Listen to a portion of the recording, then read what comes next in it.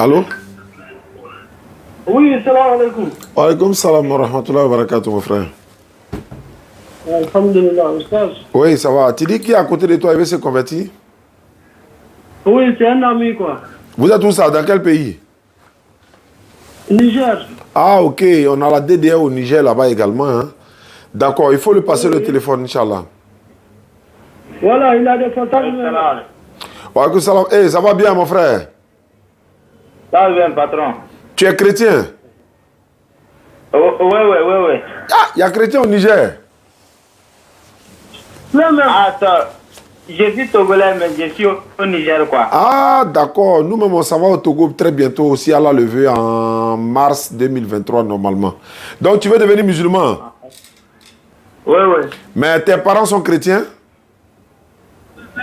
Bon, mes parents... Oui. Pourquoi tu doutes? Tu n'es pas sûr? Parce que mes parents, là, Hein? en fait, ils ne prient pas. Ah, ok. Ils ne sont ni chrétiens ni musulmans. Oui, mais il y a mes frères qui sont des musulmans. Ça, c'est une très bonne chose. Donc, tu veux devenir musulman, c'est ça, hein? Oui. Inch'Allah. Pour devenir musulman, c'est pas compliqué. Tu vas lever ton index droit et tu vas répéter après moi, si tu es prêt. Ta main droite, ton petit doigt là, on appelle ça l'index. Oui. Voilà, tu répètes après moi. Il faut dire Ashhadu. Ashhadu. An.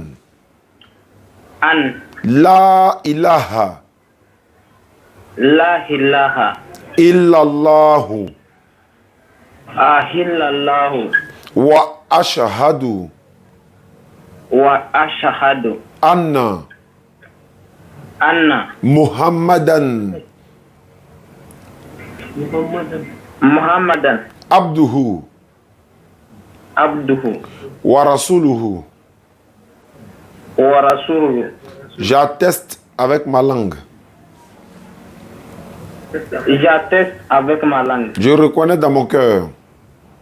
Je reconnais dans mon cœur. Il n'y a pas un autre Dieu sauf Allah. Il n'y a pas un autre Dieu sauf Allah. Et Mohammed est son messager. Et Mohammed est son messager. Jésus-Christ est son messager. Jésus-Christ est son messager. Voilà, tu descends ta main, tu es devenu musulman. Comme tu étais chrétien, tu es devenu musulman. Le frère qui est avec toi actuellement au Niger, il va t'apprendre à prier, comme on fait le grand lavage. Et tu vas commencer à prier dès demain, Inch'Allah. Je vais aussi, lui, le frère qui m'a appelé du Niger, je vais l'ajouter dans le groupe WhatsApp des DDN Niger. Voilà, pour qu'il puisse aussi participer à notre arrivée, peut-être si à la facilité au Niger, Inch'Allah. Comment tu t'appelles? Mon nom c'est Abdourazak. Étant chrétien, tu t'appelais Abdourazak? Non. Ah, mais comment tu t'appelais? J'ai choisi. Oui, c'est le nom que tu as choisi, Abdul Razak. Oui. Ok, ça c'est l'un des approtis d'Allah. Mais maintenant, ton nom ancien là, c'était quoi? Mon nom c'est Nageboun. Ok, ça marche. Donc, il n'y a pas de problème. Tu es devenu musulman. Le frère va t'apprendre à prier au fur et à mesure. Et puis, si tu as un numéro WhatsApp, tu nous envoies. On va t'enregistrer dans le registre des convertis. Et puis, on va t'ajouter également dans le groupe WhatsApp des convertis. D'accord. Merci beaucoup à mon frère de l'autre côté du Niger. Je salue toute la DDR au Niger, Inch'Allah. Et vraiment, qu'Allah nous facilite la tâche. Amin. D'accord. On reste en contact. Oui, tu as vu ce numéro-là, non? Le numéro, ça là, c'est pour qui? Ça, c'est pour moi. C'est ce numéro-là que je t'envoie là. Donc, c'est le numéro, ça là, je dois ajouter dans le groupe WhatsApp des Niger? Oui. Non, pas pour moi-même, pour lui. Mais toi, tu ne veux pas rentrer dans le groupe Niger, là, DDR Niger? Ah, il y a des groupes DDR Niger aussi. Oui, il y a une base de DDR au Niger là-bas, Abdelaziz, tous les frères, tout le monde. Il y a beaucoup de personnes dans le groupe. Je vais t'ajouter dans le groupe. Ok. D'accord, c'est pas grave. Voilà. Maintenant, le frère qui est à côté de toi, tu m'envoies son numéro par WhatsApp. Oui, déjà, je t'ai envoyé. Ah, d'accord, je vais... Ok, Inch'Allah. Merci beaucoup à toi. Comment toi, tu t'appelles? Moi, je suis Abdoulaye. Abdoulaye, ok. Merci beaucoup.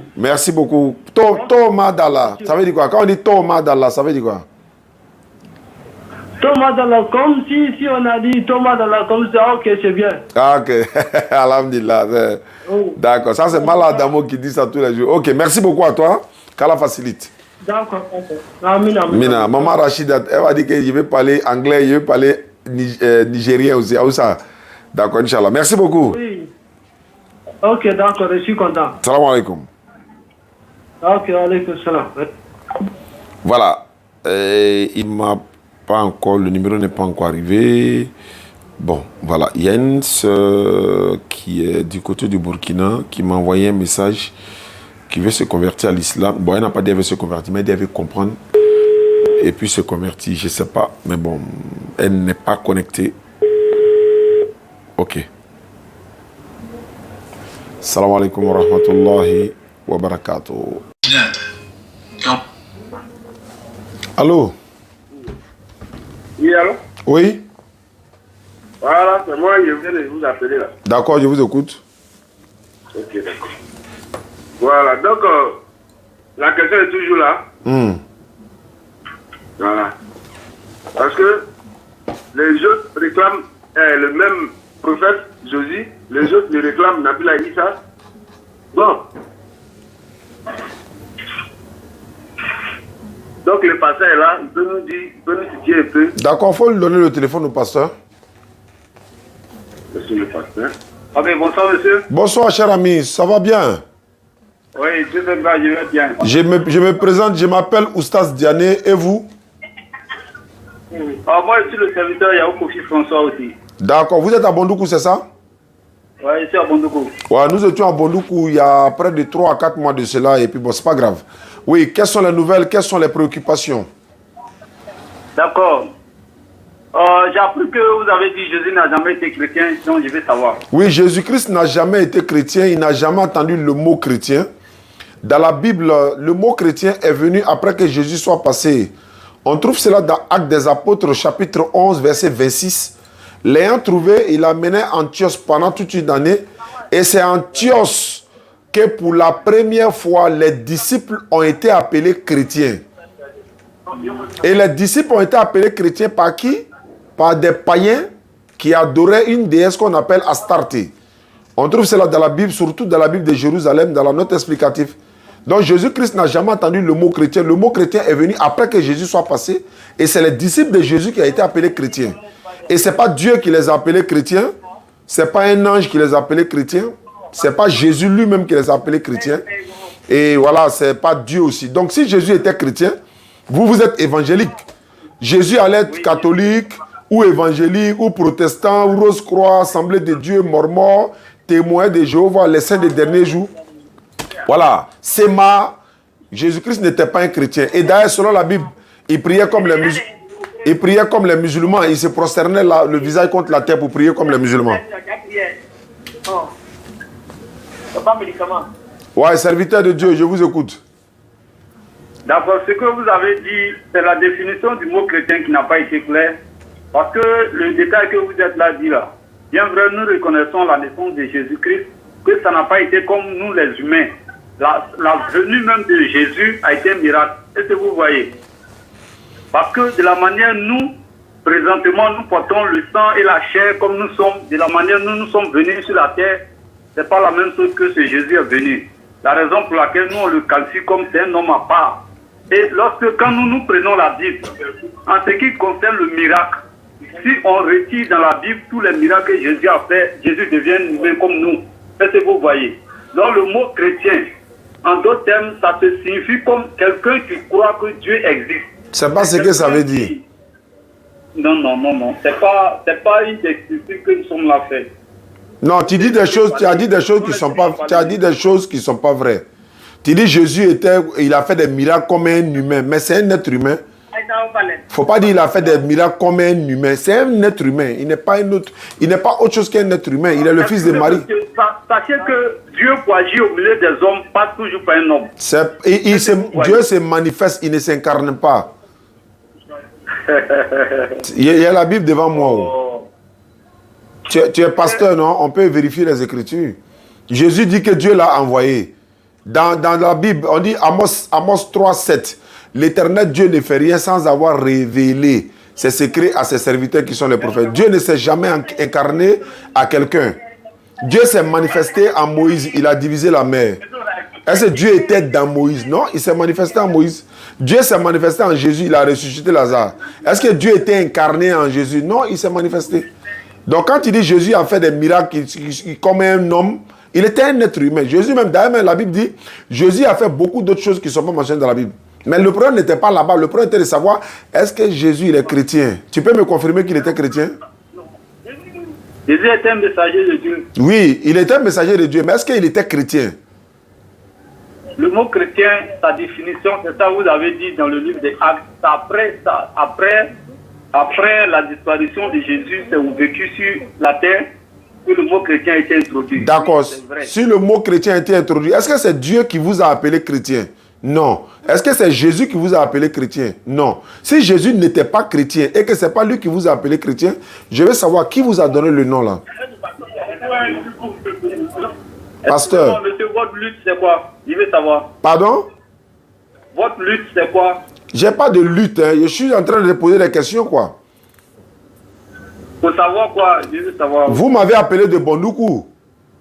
Les frères qui sont à côté de toi, ils ont dit, il y a un pasteur qui est là-bas qui n'est pas d'accord avec moi. Voilà pourquoi je suis en train de vous donner ce que la Bible dit. C'est vous qui m'avez appelé. On n'a rien à juger entre nous concernant la parole de Dieu. Donc, est-ce que Jésus-Christ là... Je n'ai pas fini. Il est parti? Là. Vous êtes là? Pasteur est là? Oui, mais j'ai pris le portable avec lui. Pourquoi? Non. Bon. Moi, je suis quelqu'un qui aime beaucoup savoir. D'accord. J'aime beaucoup m'informer. Toi, tu es musulman, non? Oui, oui. Ok, allons-y, je t'écoute. Voilà, j'aime beaucoup m'informer. Parce qu'il y a beaucoup de choses dans l'islam. D'accord. Quand tu t'assois, tu analyses, tu calcules. Bon. Tu es un peu litigé. Je vous écoute, hein. Voilà. Bon. Par exemple, la fête de Tabaski, là. Un. Je crois savoir une partie de ma Bible où ça existait. Il y a trop de bruit là-bas. Un peu de bruit. Il y a... Oui, allô? Je n'entends pas bien. Il y a trop de bruit à côté. Donc, allons-y. Oui, j'ai dit, je crois savoir quelque part dans la Bible où il existait déjà la fête de Tabaski avant l'arrivée de l'islam. Il n'y a pas fête de Tabaski dans la Bible. Oui. Il n'y a pas fête de Tabaski dans la Bible. Dieu a dit à Abraham d'immoler son fils. Ça est dans la Bible. Mais fête de Tabaski dans la Bible, je n'ai pas encore vu ça. Voilà, mais cette histoire de moutons. Je t'écoute. Oui, cette histoire des moutons existait avant l'arrivée du prophète Mohammed sallallahu alayhi wa sallam. Quelle histoire des moutons? C'est ce que j'ai dit là. Abraham. Oui, ça c'était. Abraham a existé avant Mohammed sallallahu alayhi wa sallam. Abraham alayhi salam, normalement. Dieu a dit à Abraham d'immoler son fils Ismaël et il le remplace par un animal. Ça existait avant Mohammed sallallahu alayhi wa sallam, bien sûr. Mais quand le Rasoul sallallahu alayhi wa sallam vient, c'est la communauté musulmane maintenant qui commémore l'acte d'Abraham. C'est ça qui devient maintenant Tabaski et que nous on célèbre ça, on commémore ça, on fête ça. Abraham n'a pas fait une fête. C'est nous qui en avons fait une fête avec Mohammed sallallahu alayhi wa sallam parce que nous commémorons l'acte d'Abraham. N'est-ce pas? Allah a testé sa foi. C'est pourquoi on dit Abraham, le père de la foi.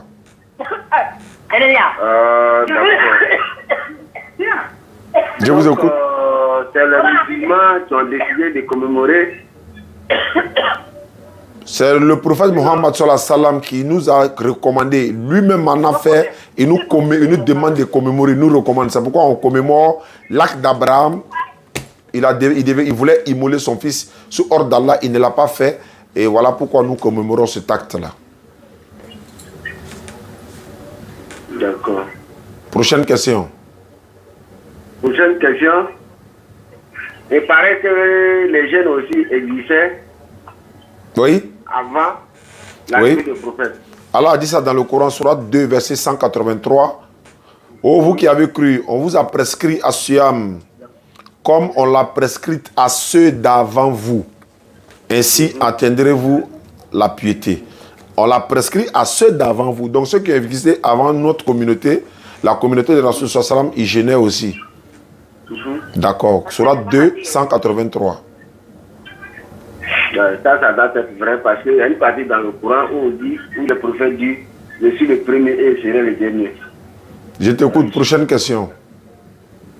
Bon, Tiri, dans le Coran, le prophète a dit quoi? Oui, allô? Tiri, le prophète sallam a dit quoi dans le Coran? Allô? Allô? Oui. Tiri, il a dit quoi dans le Coran? Que je suis le premier et je serai le dernier. Non, il n'a pas dit ça. C'est pas coranique ça. Le prophète n'a jamais dit ça dans le Coran. Oui. Le prophète n'a pas dit ça. C'est Allah qui est le premier et le dernier. Allah. Voilà, c'est pas le prophète qui est le premier et le dernier. Il n'a pas dit ça dans le Coran.